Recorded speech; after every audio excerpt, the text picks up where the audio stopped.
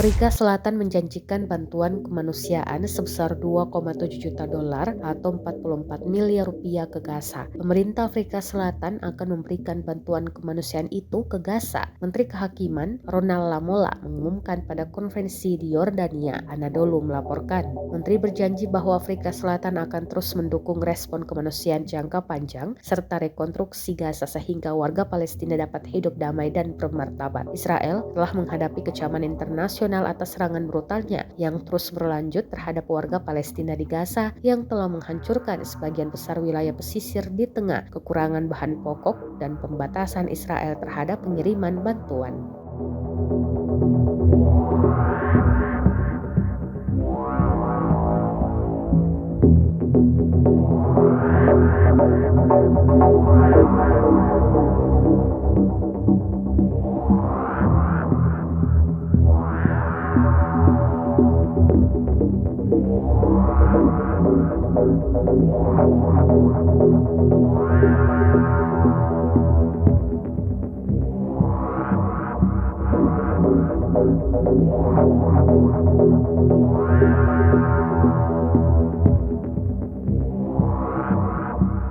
Download Tribun X sekarang, menghadirkan lokal menjadi Indonesia.